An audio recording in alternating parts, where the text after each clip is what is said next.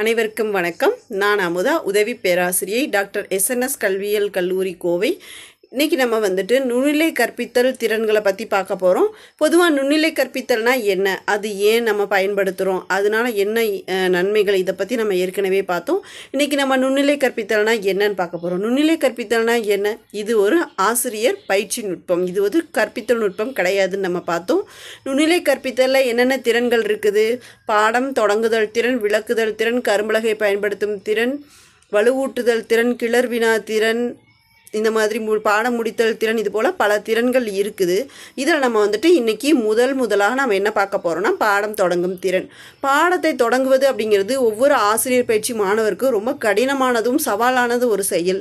அந்த செயலை எப்படி மேற்கொள்ளணும் அப்படின்னு சொல்லிட்டு அதற்கான உட்கூறுகளின் அடிப்படையில் தான் நம்ம இன்றைக்கி பார்க்க போகிறோம். பாடம் தொடங்கும் திறன். தொடங்கும் திறன் மாணவர்களுடைய அறிவு மற்றும் உணர்ச்சிக்கு இடையே தொடர்பை ஏற்படுத்த உதவும். அது மட்டும் இல்லாமல் ஆசிரியர் பயிற்சி மாணவர்களுடைய முன்னறிவை சோதித்து விட்டுட்டு பாடத்தை தொடங்கணும் அப்படின்னு சொல்கிறாங்க. அது மட்டும் இல்லாமல் முன்னறிவு புதிதாக பெறக்கூடிய அறிவோடு தொடர்புடையதாக இருக்க வேணும். அது மட்டும் இல்லாமல் மாணவர்களின் வகுப்பு தரம், பாடப்பொருள், அவங்க பயன்படுத்தக்கூடிய துணை கருவிகள், இதையெல்லாம் கொண்டு ஒரு ஆசிரியர் பாடத்தை அறிமுகம் செய்யும் பொழுது அது சிறப்பான ஒரு பாட தொடங்கும் திறனாக இருக்கும். இந்த மாதிரி வகுப்பறை சூழலில் மாணவர்களுக்கு தெரிந்த ஒரு விஷயத்திலிருந்து தெரியாத ஒரு விஷயத்துக்கு ஆசிரியர் கருத்துக்களை கொண்டு செல்லும் பொழுது அது மாணவர்களுக்கு சிறப்புடையதாகவும் புதுசாக ஒரு விஷயத்தை தெரிஞ்சுக்கக்கூடிய ஒரு ஆர்வம் ஏற்படுத்தக்கூடியதாகவும் இருக்கும். வகுப்பறை சூழல் ரொம்பவே சிறப்புடையதாக இருக்கும். மாணவர்கள் புதியன கற்றுக்கொள்ளக்கூடிய ஒரு புதிய அனுபவத்தை பெறக்கூடிய ஒரு சூழலை உணர்வாங்க. அப்படி உணரும் பொழுது பாடம் தொடங்கும் திறன் முழுமையடையக்கூடியதாக இருக்கும். அடுத்து நம்ம பார்க்க போகிறது பாடம் தொடங்கும் திறனுடைய உட்கூறுகள். என்னென்ன உட்கூறுகள் நம்ம பார்த்தோம்னா, இப்போ நம்ம என்னென்ன கருத்துக்கள் பார்த்தோமோ அதுதான் உட்கூறுகள்.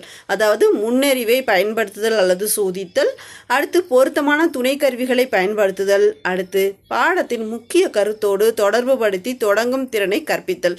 இதுதான் அதில் முக்கியத்துவம் வாய்ந்த உட்கூறுகளாக இருக்குது பாடம் தொடங்கும் திறன்லங்க. அடுத்ததாக நம்ம பார்க்க போகிறது விளக்குதல் திறன். திறன்களை ரொம்ப முக்கியத்துவம் வாய்ந்தது மற்றும் ஆசிரியருடைய செயல்பாடு அதிகமாக இடம்பெறக்கூடிய ஒரு முக்கியமான திறன் விளக்குதல் திறன். ஒரு ஆசிரியர் தான் கற்பிக்கிற நேரத்தில் 2-3 பகுதியை விளக்குறது தான் விளக்குதல் திறனுக்காகவே செலவிடுறாங்க. விளக்குதல் திறனை கையாளும் பொழுது ஆசிரியர் வினா தொடுத்து அதற்கான விடையையும் அவரே சொல்லக்கூடியதாக இருக்கும்.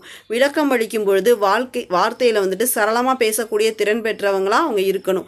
ஒரு வாக்கியத்துக்கும் மற்றொரு வாக்கியத்துக்கும் தொடர்பு ஏற்படுத்தக்கூடிய சொற்களை கொண்டு இணைப்பினை ஏற்படுத்த வேண்டும். அது மட்டும் இல்லாமல் அவங்க சொல்லக்கூடிய சொற்கள் எளிமையாகவும் தெளிவாகவும் மாணவர்களுக்கு குழப்பம் ஏற்படுத்தாத வகையிலும் இருந்தால் மட்டும்தான் இந்த திறன் சிறப்புடையதாக அமையும். விளக்குதல் திறனோட உட்கூறுகள் என்னென்ன அப்படின்னு நம்ம பார்த்தோன்னா 2 வகையாக அதை நம்ம பிரிக்கிறோம். பயன் நல்கும் நடத்தைகள் மற்றும் தவிர்க்க வேண்டியவைன்னு 2ஆக நம்ம பிரிக்கிறோம். பயன் நல்கும் நடத்தைகள்னு பார்த்தீங்கன்னா தொடங்கும் திறன், தொடர் இணைப்பு சொற்கள், முற்றுவிக்கும் தொடர், திறனறி வினாக்கள், ஏற்ற விடை பெற்ற வினாக்கள், இது எல்லாமே பயனல்கும் நடத்தைகள். தவிர்க்க வேண்டியவை நம்ம பார்த்தோன்னா பொருத்தமற்ற சொற்கள், பேச்சில் தொடர்ச்சியின்மை, தகுதியற்ற சொற்கள், பேச்சில் சரளமின்மை, தெளிவற்ற சொற்களும் தொடர்புகளும். இது மட்டும் நம்ம விளக்குதல் திறனோட உட்கூறுகளாக நம்ம பார்த்துருக்கோம். அடுத்ததாக நம்ம இந்த பகுதியில் பார்க்க பொழுது கரும்பலகையை பயன்படுத்தும் திறன். கரும்பலகை அப்படிங்கிறது ஒரு ஆசிரியர் பயிற்சி மாணவர்களுக்கு மிக மிக முக்கியமான ஒரு துணை கருவி. அதை நம்ம எந்த மாதிரி சிறப்பான முறையில் பயன்படுத்துகிறோங்கிறத வச்சு ஒரு மாணவருடைய திறன் இருக்குது. வகுப்பறை கற்றல் கற்பித்தல் செயல்பாடுகளில் பயன்படுத்தக்கூடிய முக்கியமான துணை கருவி. கையாளுவதற்கு எளிமையாகவும் முக்கிய கருத்துக்கள், வருடங்கள், படங்கள், பெயர்கள் இதெல்லாம் எழுதுறதுக்கும் பயன்படக்கூடிய ஒரு முக்கியமான துணை கருவியாக நம்ம கரும்பலகையை பயன்படுத்தும் திறனை நம்ம சொல்லலாம். அடுத்து கரும்பலகையில் பார்த்தீங்கன்னா எப்படி எழுதணும்னா கையெழுத்து தெளிவாக எழுதணும், அழகாக எழுதணும் மற்றும் பொருத்தமானவற்றை எழுதணும். தெளிவாக எழுத வேண்டும், அழகாக எழுத வேண்டும் மற்றும் பொருத்தமானவற்றை எழுத வேண்டும். எழுத்துக்கள் மற்றும் சொற்களுக்கு இடையில் போதிய இடைவெளி விட்டு எழுத வேண்டும். பொருத்தமான கரும்பலகை வேலையை மேற்கொள்வதற்கு ஆசிரியர் பயிற்சி மாணவர்களுக்கு பயிற்சி அளிப்பது மிக மிக முக்கியத்துவம் வாய்ந்தது. எனவே கரும்பலகை பயன்படுத்தும் திறனோட உட்கூறுகளாகவும் இதை தான் நம்ம சொல்கிறோம்.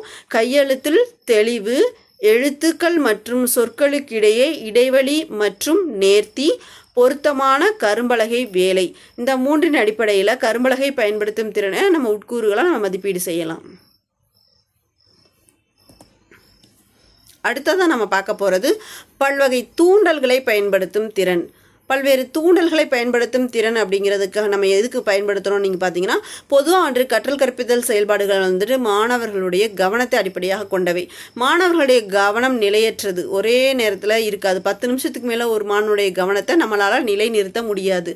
ஸோ அந்த கவனத்தை மாணவர்கள்ட்ட ஈர்த்து தொடர்ந்து வகுப்பறை சூழலை கொண்டு போகிறதுக்கு இந்த பல்வகை தூண்டல்களை பயன்படுத்தும் திறன் அப்படிங்கிறது ரொம்ப ரொம்ப முக்கியத்துவம் வாய்ந்தது. அது வந்துட்டு ஆசிரியருடைய கற்பித்தல் செயல்பாடுகளில் என்ன மாதிரியான தூண்டல்களை நம்ம பயன்படுத்தி மாணவர்களுடைய கவனத்தை ஈர்க்கிறோங்கிறத பொறுத்து மாணவர்களுடைய வகுப்பறை சூழல் சிறப்பாக அமையும். ஸோ என்னென்ன மாதிரியான உட்கூறுகளை பயன்படுத்தி மாணவர்களுடைய கவனத்தை நம்ம ஈர்க்கிறோம்னா, ஆசிரியர் இடமாற்றம். ஆசிரியர் இடமாற்றம்னா ஆசிரியர் இங்கே அங்கே நகர்ந்துக்கிட்டே இருக்கணும். சைகைகள், குரலில் ஏற்றத்தாழ்வு, மாற்றி மாற்றி திடீர்னு நல்லா பேசிகிட்டு இருக்கும்போது திடீர்னு வாய்ஸை கம்மி பண்ணுறது, ஏற்ற இறக்கத்தோட பேசுகிறது, இதெல்லாம் நம்ம செய்யணும். கவனம் இருக்கக்கூடிய செயல்பாடுகள், பேசிகிட்டு இருக்கும்போது திடீர்னு ஸ்டாப் பண்ணுறது, இடைவினை மாற்றம், ஒரே பக்கமாக நடக்காமல் டக்குன்னு மாற்றி அந்த வகுப்பறை சூழலை கொண்டு போகிறது, பேச்சு நிறுத்தம், பேசிகிட்டு இருக்கும்போது டக்குன்னு ஸ்டாப் பண்ணுறது, இந்த மாதிரியான பல்வகை தூண்டல் மாற்றத்தை வகுப்பறை சூழலில் ஒரு ஆசிரியர் மேற்கொள்ளும் பொழுது மாணவருடைய கவனம் சிதறாமல் இருக்கும். அது மட்டும் இல்லாமல் மாணவர்கள் முழு கவனத்தோடு நம்ம வகுப்பறை சூழலை கவனிச்சிட்டு இருப்பாங்க. இந்த மாதிரி நுண்ணிலை கற்பித்தலில் நம்ம வந்துட்டு இன்றைக்கி என்னென்ன திறன்கள் பார்த்துருக்கோமோ அந்தந்த திறனுக்குரிய உட்கூறுகளின் அடிப்படையில் நம்ம அந்த திறன்களை மதிப்பீடு செஞ்சு சிறப்பான கற்பித்தல் பயிற்சி அனுபவம் நம்ம பெறலாம். நன்றி.